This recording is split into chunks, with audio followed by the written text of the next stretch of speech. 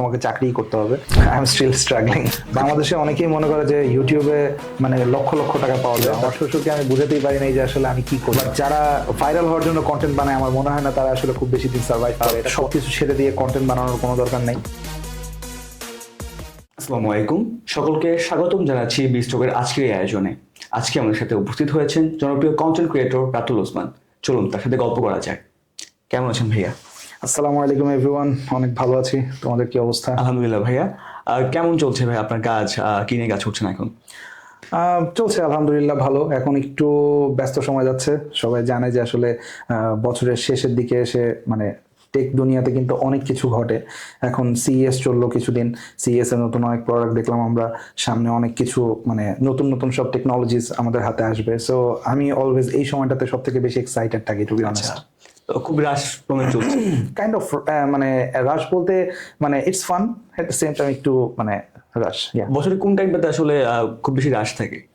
এই টাইমটাতেই মানে অক্টোবর থেকে জানুয়ারির দিকে আর কি দেখা যায় ম্যাক্সিমাম ব্র্যান্ড তাদের যে নতুন প্রোডাক্ট লাইন আপ গুলো রয়েছে সেগুলো লঞ্চ করে। আমরা সেপ্টেম্বরে দেখি অ্যাপল তাদের যে সব থেকে best launch of the year, Apple নতুন ফোন লঞ্চ করে। তো এই সময়টা আসলে একটু ব্যস্ততা যায়। আর তারপর ফেব্রুয়ারির পর থেকে আবার একটু স্লো ডাউন হয়ে যাবে, টেক দুনিয়া একটু স্টেবল থাকবে, তারপর আবার নতুন অনেক কিছু আসবে। তো এটা তো ব্যাক অ্যান্ড ফোর্থ হতেই মানে থাকে সবসময়। কেমন লাগছে ভাই কাজ করে আসলে? It's fun. It's always fun for me because I am a guy kind of যে আসলে টেক ভালোবাসে, টেক পছন্দ করে অনেক বেশি। দ্যাটস ওয়াই মানে এই কাজটা করি। তো আমি মানে সবসময় চিন্তা করি এরকম যে যে কাজটাতে আমি প্যাশনেট না, যেটা আমি করে মজা পাচ্ছি না, আনন্দ পাচ্ছি না, সেই কাজটা করাটা আমার জন্য জাস্টিফাইড না। বিকজ যখন আমি এমন কোনো কাজ করব যেটা আমি পছন্দ করি না, সেটা অনেকটা বার্ডেন হবে এবং সেই কাজটাকে আমি মানে জাস্টিফাইড ওয়েতে করতে পারবো না, আমি 100% দিতে পারবো না। সো এটা আমার কাছে মনে হয় না ইথিক্যালি রাইট। জি ভাই। আমি অলওয়েজ এনজয় করি টেক। ভাই আপনার জার্নিটা মেবি হচ্ছে 2018 সাল থেকে শুরু। তখন অ্যাকচুয়ালি কি কি ফেস করছেন বা জার্নিটা কেমন ছিল? আচ্ছা, জানি অ্যাকচুয়ালি 18 না, সম্ভবত 17 থেকে, if I am not wrong. কারণ আমার ফার্স্ট একটা ইংরেজি চ্যানেল ছিল। এটা নিয়ে আমরা মানে আমার ভিডিওস যারা দেখে তারা বলবে যে একই কথা বারবার, অ্যাকচুয়ালি এটাই সত্য। তো তারা জানে ফার্স্ট একটা ইংরেজি চ্যানেল ছিল, ইংরেজিতে কন্টেন্ট মেক করতাম, টেক কন্টেন্ট অফ কোর্স। দেন 1 বছর ওইটা রান করার পরে আমার বাংলাটা স্টার্ট হয়। তো বাংলাটাতে আসলে মানে স্টার্ট করার রিজনটা এটাই ছিল যে মানুষের সাথে একটু কানেকশন তৈরি করা। কারণ যখন আমরা স্টার্ট করি তখন আসলে একেবারে স্টার্টিং ফেসে ছিলাম আমরা। এখনো যে খুব বেশি এই জিনিসটা এলাবোরেটেড হয়েছে, মার্কেট যে খুব বেশি স্যাচুরেটেড হয়েছে, I am not gonna say that, but আগের থেকে ডেফিনেটলি এখন অনেক বেশি ইমপ্রুভড। মানুষ অনেক বেশি নলেজেবল, মানুষ এখন জানে, টেক সম্পর্কে জানতে চায়, তখন ছিল না। তো তখন আমার এই জন্য চেষ্টাটা ছিল যে মানে যদি ইন্টারন্যাশনালি, আমি স্পেশালি যাদেরকে দেখে বড় হওয়া, তো সেখান থেকে ইন্সপিরেশন সাধারণত আসে। তো সেই জায়গা থেকে আসলে ওই ইংরেজিতে শুরু করাটা, বাট পরবর্তীতে গিয়ে বাংলায় শিফট করি। ব্যাপারটি অনেকটা মাইকেল মধুসূদন দত্তের মতো হয়ে গেল। ইয়া কাইন্ড অফ, এটা আমি সব জায়গায় বলি, বাট এটা বেশি বলা হয়ে যাচ্ছে। আর আর এটা বলবো না, এই সিমেট্রিটা ইয়েটা আর টানবো না। নর্মালি হচ্ছে টিকটা মানে কন্টেন্ট ক্রিয়েটর তো আপনার হচ্ছে মানে professional. This is my profession and only profession that I am in right now. এটা ছাড়া আর তেমন কিছু করছি না, চলছে আর কি। শুরু থেকে কি আপনার প্ল্যান ছিল যেটা দিয়ে প্রফেশন করবেন বা হচ্ছে ফুল টাইম এটা করবেন? না, যারা আসলে এই ধরনের কাজগুলো করে আমার মনে হয় না তারা কেউই আসলে প্ল্যানিং করে করে। মানে ক্রিয়েটিভ ওয়ার্ক বলেন বা content creation, it's kind of creative work. তো এই জিনিসগুলোতে আসলে কেউ প্ল্যান করে কখনোই আসতে পারে বলে আমার কাছে মনে হয় না। যে আমি কালকে সকালে মানে আজকে রাতে চিন্তা করে ঘুমালাম, কালকে সকাল থেকে আমি কন্টেন্ট ক্রিয়েশন করে আমার ক্যারিয়ার করব। হ্যাঁ, it doesn't work like that for anybody. আপনি যাকে জিজ্ঞেস করবেন সেই হয়তো আপনাকে সেম উত্তরটা দিবে যে এটা একটা ফ্লোতে হয়ে গেছে। আমরা যখন স্টার্ট করি তখন আসলে জিনিসটা একভাবে চিন্তা করে স্টার্ট করা, নিজের জন্য করা, কোনো কিছু পাওয়ার উদ্দেশ্যে করা না, নিজের স্যাটিসফ্যাকশন থেকে করা, যেটা আমার ক্ষেত্রে হয়েছিল। বাট ইভেনচুয়ালি দেখা গেল যে মানে ওভার দ্য টাইম যখন কাজ করতে করতে করতে করতে একটা পর্যায়ে গেলাম, মানুষজন একটু রিকগনাইজ করা শুরু করলো, তখনই আসলে মানে জিনিসটাকে সিরিয়াসলি নেওয়া হয়েছে আরো বেশি। আর আমি যখন স্টার্ট করি তখন আসলে আমি স্টুডেন্ট ছিলাম। তোমরা আমার সেম কলেজের স্টুডেন্ট, মানে আমরা একই জায়গা থেকে পড়াশোনা করেছি। তো আলটিমেটলি ওই অবস্থা থেকেই আমার স্টার্ট করা, যার কারণে আসলে চাকরি নিয়ে যে চিন্তা করব সেটা আসলে হওয়ার সময়টাই আমি পাইনি। মানে অ্যাকচুয়ালি কখন থেকে ভাবলেন যে একটা প্রফেশন করবেন বা টু বি অনেস্ট, আমি যখন 18তে গ্র্যাজুয়েশন শেষ করি 2018তে কমার্স কলেজ থেকে, তখনই কিন্তু মানে আমার মোটামুটি একটা সাবস্ক্রাইবার বেস ছিল এবং সেখান থেকে আমার ইনকাম মোটামুটি আসছিল। এখন অনেকেই আবার প্রশ্ন করতে পারে যে ভাই টেক রিভিউ করে আবার টাকা ইনকাম করেন, মানে এটা কিন্তু একটু কন্ট্রাডিক্টরি। হ্যাঁ, এটা কিন্তু কাইন্ড অফ কন্ট্রাডিক্টরি যে আপনি রিভিউ করছেন আবার এট দ্য সেম টাইম কোম্পানির কাছ থেকে টাকাও নিচ্ছেন, তো এটা কেমন হয়, এথিক্যালি জিনিসটা কেমন? ওয়েল, তাদের জন্য একটু ক্লারিফাই করি, এটা যদিও খুব বেশি জিনিসটা নিয়ে কথা বলে না কেউ, টাকার ব্যাপার আসলে সবাই কেন যেন একটু মানে চুপসে যায়, বাট এই জিনিসটা ক্লিয়ারিফাই করা আমার মনে হয় দরকার। সেটা হচ্ছে আমরা তো যেহেতু একটু আগে বললাম যে এটা আমার প্রফেশন, আমি প্রফেশনালি আসলে কন্টেন্ট বানাই, তো এখানে কিন্তু আমাদের ফিক্সড কিছু কস্টিং থাকে। অ্যাজ এ কন্টেন্ট ক্রিয়েটার আমাদের দেখা যায় আমাদের এমপ্লয়ি আছে, সবারই আছে এখন কম বেশি। তারপর আমাদের কিন্তু একটা ফিক্সড অফিস থাকে, সেখানে আমাদের একটা প্রতিনিয়ত ফিক্সড একটা কস্টিং দিতে হচ্ছে, আমাদের ইলেকট্রিসিটি থেকে শুরু করে সব কিছুতে কিন্তু আমাদের ইকুইপমেন্ট আমাদের সব কিন্তু আপগ্রেডেড থাকতে হয়। আদারওয়াইজ কন্টেন্ট যদি সুন্দর না হয়, মানুষ কিন্তু আমাদের কন্টেন্ট এখন দেখবে না। যদিও বাংলাদেশে কম্পিটিশন বলতে ওরকম লেভেলে কম্পিটিশন এখনো যায় নাই যে আমার কন্টেন্টটাকে অনেক মানে অন্যদের তুলনায় ভালো করতে হবে। আমরা মোটামুটি সবাই কলিগস, সবাই সবাইকে হেল্প করি, বাট স্টিল নিজের স্ট্যান্ডার্ডকে ঠিক রাখতে হলে আমাদের ওখানেও কিন্তু ইনভেস্টমেন্ট হয়। তো এই সব কিছু মিলে আমাদের কিন্তু একটা ফিক্সড কস্ট থাকে, যেটাকে বেয়ার করতে আসলে আমাদের একেবারে ফ্রি অফ কস্ট কোনো কন্টেন্ট বানানো পসিবল না।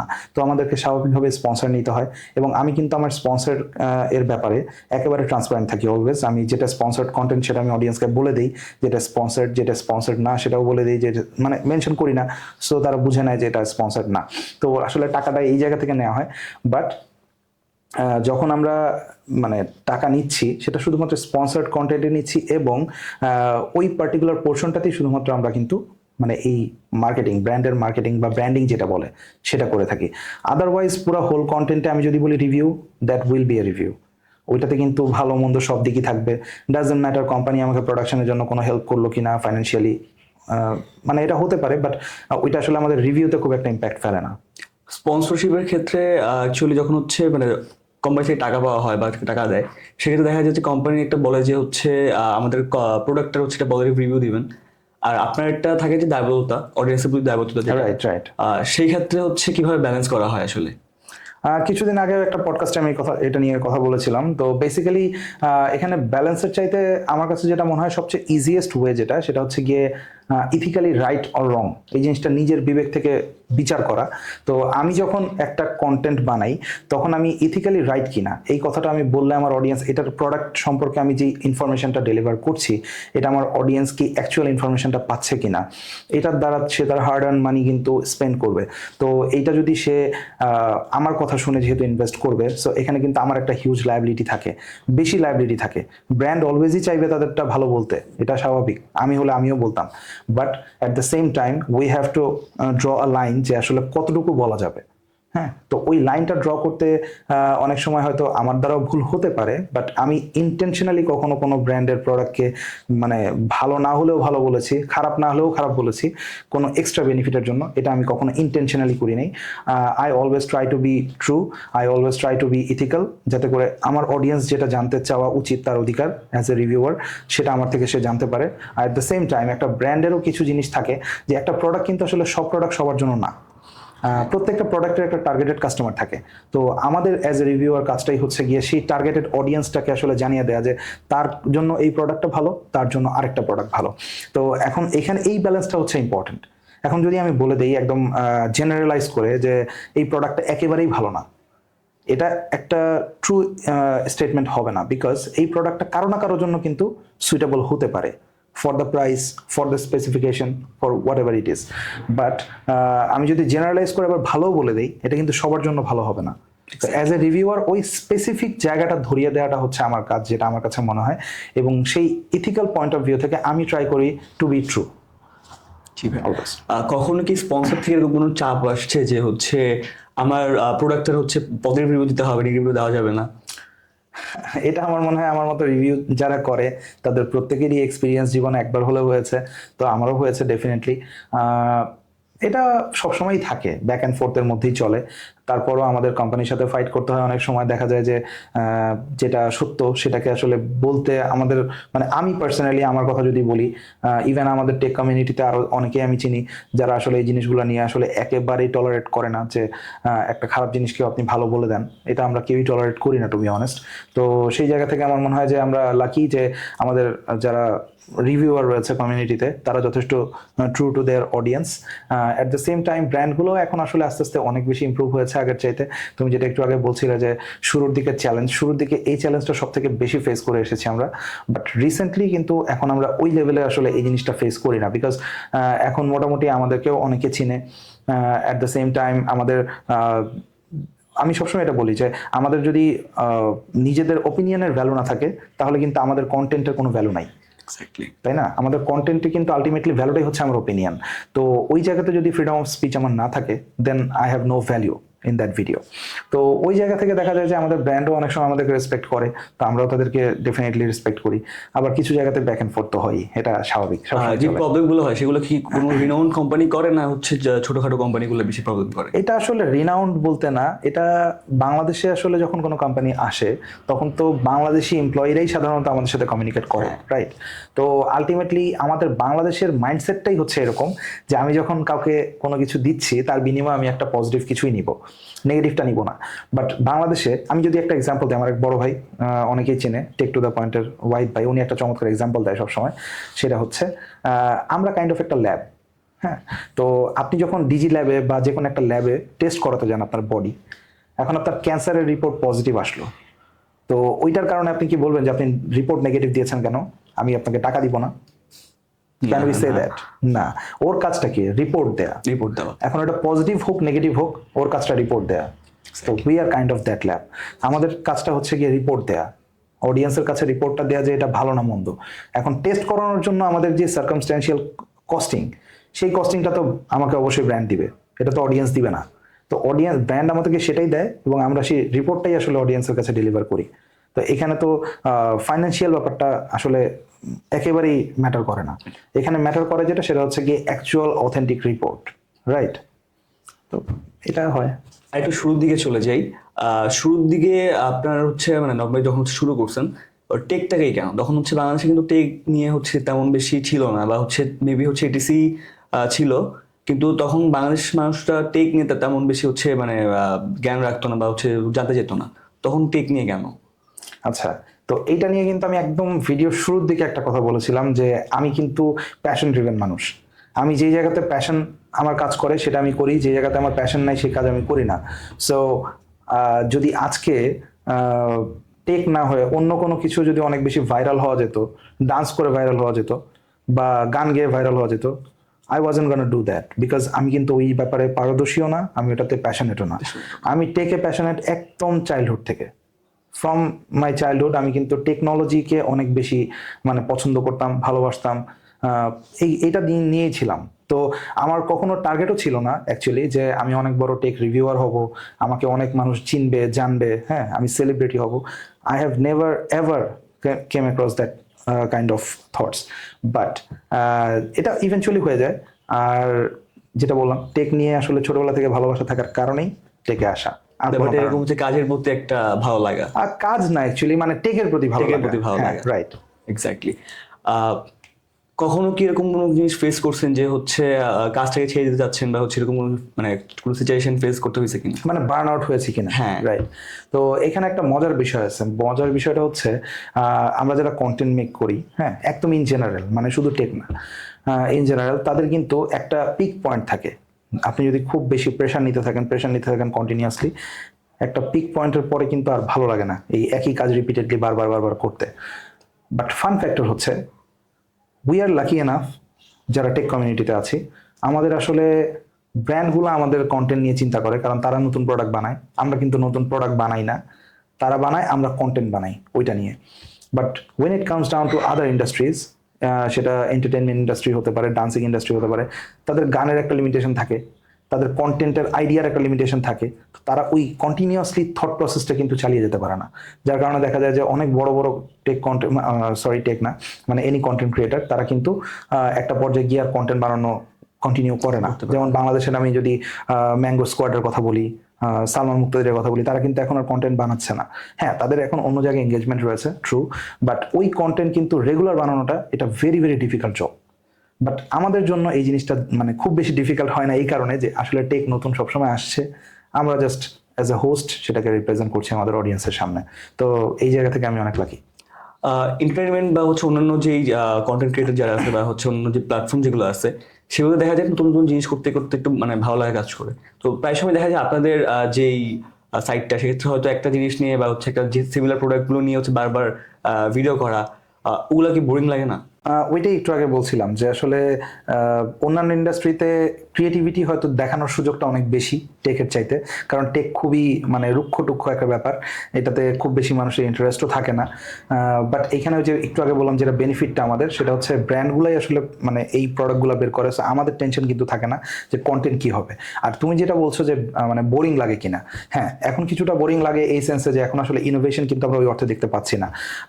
যেমন স্মার্টফোনের কথা যদি ধরি, স্মার্টফোন ইন্ডাস্ট্রি এখন কাইন্ড অফ অনেকটা থমকে গেছে এই ইনোভেশনের জায়গাতে। নতুন কোনো টেকনোলজি আমরা দেখতে পাচ্ছি না, বা গ্রাউন্ড ব্রেকিং যেটা আমরা শুরুতে দেখেছিলাম যে টাচ স্ক্রিন ডিসপ্লে, তখন কিন্তু এটা গ্রাউন্ড ব্রেকিং ছিল। তারপর লার্জার সাইজের ব্যাটারি, ছোট ডিভাইসে বড় ডিসপ্লে, অনেক ধরনের ইনোভেশন হয়েছে। এরপর তোমার আন্ডার ডিসপ্লে ফিঙ্গারপ্রিন্ট যখন আসলো, তখন কিন্তু অনেক মানে এই জিনিসগুলো অনেক বেশি ইনোভেটিভ ছিল, রাইট। তারপর অ্যাপল যখন আনলো তাদের ফেস স্ক্যানিংটা, হ্যাঁ মানে ডার্কেও কাজ করে, জিনিসগুলো কিন্তু তখন ইনোভেটিভ ছিল। বাট যদিও এখন অনেকে আমাকে জিজ্ঞেস করতে পারে যে ভাই এর আগে মাইক্রোসফট আনছে, ট্রু মাইক্রোসফটের আয়ার স্ক্যানার তার আগে ছিল, বাট অ্যাপল যেটা আনছে সেটা নিয়ে সবসময় মার্কেটে একটু বেশি আলোচনা হয়, তো ওইটাই এক্সাম্পলটা দিলাম। তো তখন ইনোভেশনটা কিন্তু মানে একটা পর্যায়ে ছিল, আর এখন হচ্ছে সবকিছু একটু স্টেবল হয়ে গেছে। স্টেবল হওয়ার কারণে এখন ইনক্রিমেন্টাল আপগ্রেড আসতেছে, বাট ওই অর্থে যে মানে ইনোভেশন যেটাকে আমরা বলি, সেটা আমরা স্মার্টফোন ইন্ডাস্ট্রিতে পাচ্ছি না, ইনফ্যাক্ট কোন ইন্ডাস্ট্রিতে ওইভাবে পাচ্ছি না। হ্যাঁ, এআই দিয়ে এখন একটা রেভুলেশন শুরু হচ্ছে, যেটা নিয়ে আমিও to be honest excited. But এআইটা আসলে শুধু সফটওয়্যার হিসেবে কতটুকু হেল্প করবে আমি জানি না, বাট এআই যখন হার্ডওয়্যার ইমপ্লিমেন্টেড হবে, that will be something that I am waiting for. ইনশাআল্লাহ। ভাই শুরুর দিকে আবার ফিরে যাই। শুরুর দিকে হচ্ছে প্রত্যেকটা কন্টেন্ট ক্রিয়েটরের একটা স্ট্রাগলিং পয়েন্ট থাকে, যে খুব বেশি স্ট্রাগল করতে হয়, বা ওই টাইমটাতে হচ্ছে দেখা যায় যে রিচ উঠতেছে না বা হচ্ছে ভিউ উঠতেছে না। এরকম কোনো সময় ছিল কিনা আপনার, বা তখন কিরকম ছিল আর কি? I am still struggling. না অ্যাকচুয়ালি মানে সত্যি বলতে আমি কখনোই ভিউ নিয়ে খুব একটা মাথা ঘামাতাম না, নেভার এভার। হ্যাঁ, বাংলা চ্যানেলে আমি ভালো যখন শুরু করি তখন বেশ ভালো একটা সাড়া আমি পাই, বাট পরবর্তীতে গিয়ে একটু স্লো ডাউন হয়ে গেছে। এটা ইউটিউব অ্যালগরিদম এক এক সময় একইভাবে কাজ করে, আর এখানে কন্টেন্টেরও কিছু ব্যাপার স্যাপার থাকে, এগুলো আসলে যারা কন্টেন্ট বানায় তারা জানে কিভাবে কি হয়। তো এই জিনিসগুলো নিয়ে আসলে কখনোই আমার খুব বেশি মাথা ব্যথা ছিল না, স্ট্রাগল। আমি কন্টেন্ট বানিয়ে গেছি বিকজ ওই যে একটা কথা বললাম শুরুতে যে passion, I was passion driven. So doesn't matter যে আসলে কতজন দেখছে, যদি 1000 মানুষও দেখে থাকে, 1000 কিন্তু অনেক বড় একটা নাম্বার স্টিল। হ্যাঁ, তো সেই জন্য এটা নিয়ে আসলে এখনো সত্যি বলতে খুব একটা মাথা ঘামাই না আমি যে কত ভিউজ আসলো কি আসলো। হ্যাঁ, আমার অডিয়েন্সটা কি বললো ভিডিওতে, তাদের কমেন্ট সেকশনে কি বললো, সেগুলো নিয়ে ডেফিনেটলি আমি একটু অ্যানালাইসিস করি, যাতে করে সেগুলো পরবর্তী ভিডিওতে আমি ইমপ্লিমেন্ট করতে পারি, তাদের কোনো সাজেশন থাকলে সেটাকে ইমপ্লিমেন্ট করতে পারি। তো এই জিনিসগুলো থাকে, বাট মানে ভিউজ নিয়ে আমার মনে হয় যারা কন্টেন্ট বানাচ্ছে তাদেরও আসলে খুব বেশি দুশ্চিন্তা করার কিছু নাই। এটা এক সময় না এক সময় যদি আপনি কন্টেন্টটাতে যদি ভালো ইনফরমেশন থাকে, যেটা আপনি ডেলিভার করতে যাচ্ছেন, সেটা আপনি পরিষ্কারভাবে বোঝাতে পারেন অডিয়েন্সকে, একটা না একটা পর্যায়ে গিয়ে আপনার ভিউজ আসবে, এটা ম্যাটার করে না।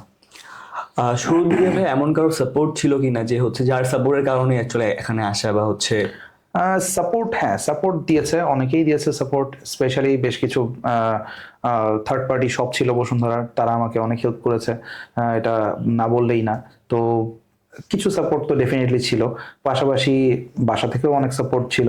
বাসায় আমার আম্মা দেখতো সবসময় আমি টেক পাগল মানুষ, তো আম্মু কখনো এগুলো নিয়ে আমার সাথে মানে ইয়ে করে নাই যে তুমি এটা কেন করছো, এটা কেন করবো না, এসব নিয়ে আমার কখনোই মানে কোনো ইয়ে ছিল না, ধরাবাধা ছিল না।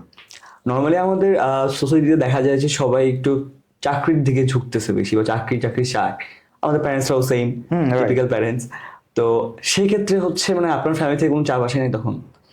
চাপ বলতে হ্যাঁ, যখন আমি স্টুডেন্ট লাইফ শেষ করব, ওই সময় ডেফিনেটলি বাসা থেকে আম্মু একটু প্রেশার দিত যে চাকরি বাকরি করবা, এগুলোতে একটু সময় কম দাও।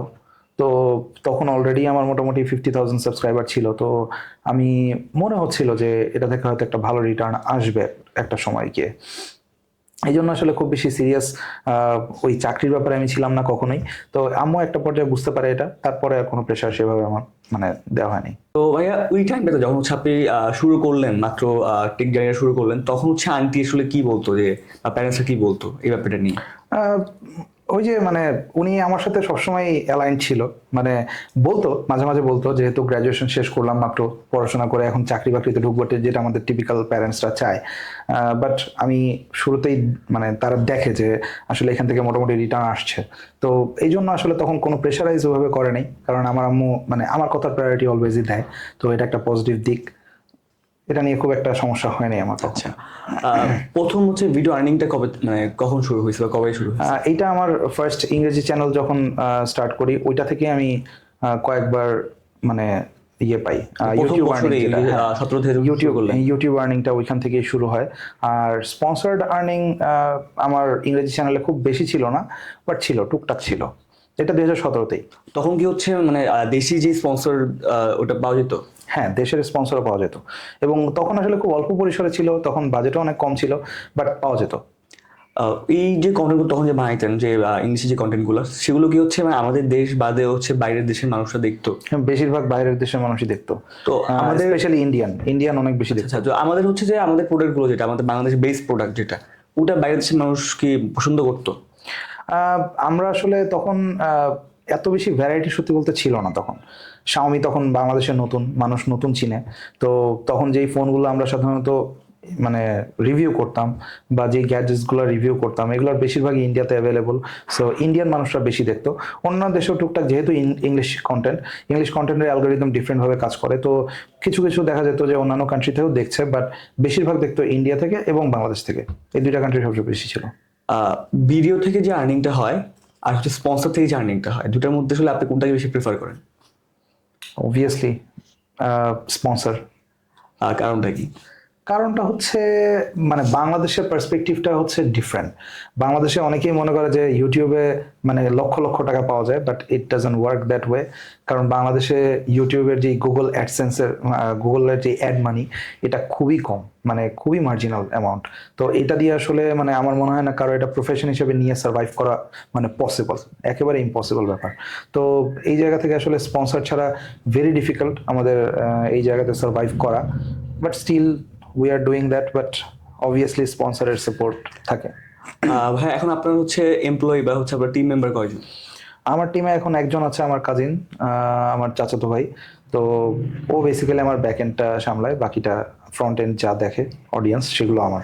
আচ্ছা, মানে মাত্র দুইজন নিয়ে গেছেন? দুজন। আচ্ছা, শুরু থেকে কি উনি আছেন? না, ও জয়েন করে আমার সাথে সম্ভবত 2022-এর এন্ডে, মানে 1.5 বছর 2 বছর হবে হয়তো। তার আগ পর্যন্ত সম্পূর্ণ যা ছিল সবকিছু আমি একাই করতাম। শুরুতে হচ্ছে আপনার স্টুডিও সেটআপটা কেমন ছিল, বা হচ্ছে কিরকম গ্যাজেট গুলো ইউজ করতেন?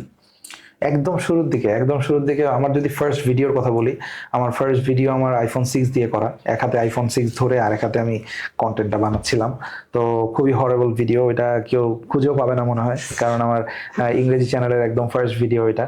তো এর পরবর্তীতে আমার এক ফ্রেন্ডের ডিএসএলআর ক্যামেরা ছিল তখন, ওর সাথে গিয়ে তখন কন্টেন্ট বানাই কয়েকটা।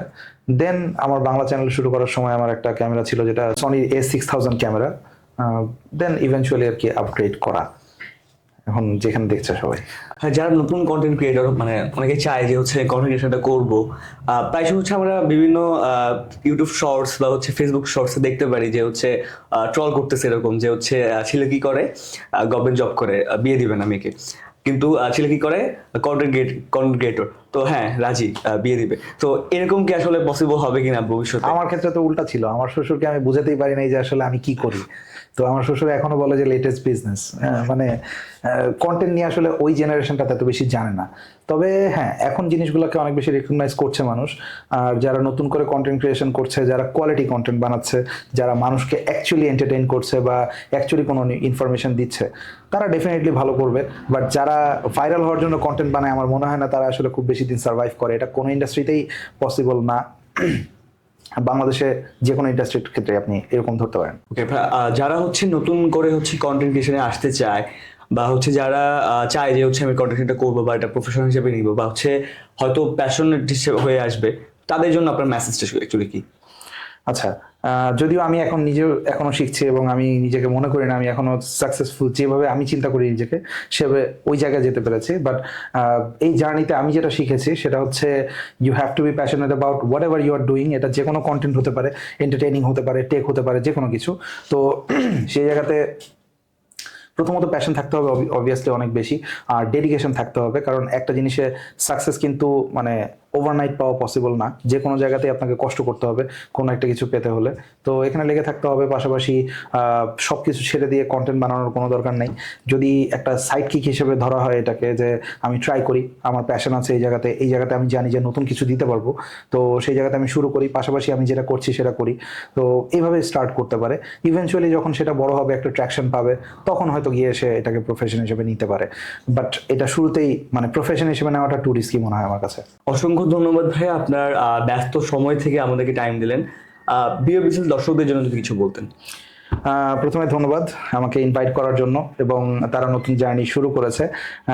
আমি তোমাদেরকে উইশ করি best of luck, Thank you, এবং ভাইয়া। সামনে হয়তো আরো অনেক ভালো ভালো গেস্ট আপনারা দেখতে পাবেন এই চ্যানেলে, এবং নতুন অনেক ইনফরমেশন আপনারা এখান থেকে পেয়ে যাবেন। সো আমি সবাইকে রিকোয়েস্ট করবো আপনারা সাবস্ক্রাইব করে লাইক এন্ড শেয়ার করবেন, তাদের সাথে থাকবেন। দেখা হবে। আসসালামু আলাইকুম। অসংখ্য ধন্যবাদ সকলকে এতক্ষণ আমাদের সঙ্গে থাকার জন্য। দেখা হবে পরবর্তী কোনো এপিসোডে, সে পর্যন্ত আমাদের সঙ্গে থাকুন। ধন্যবাদ।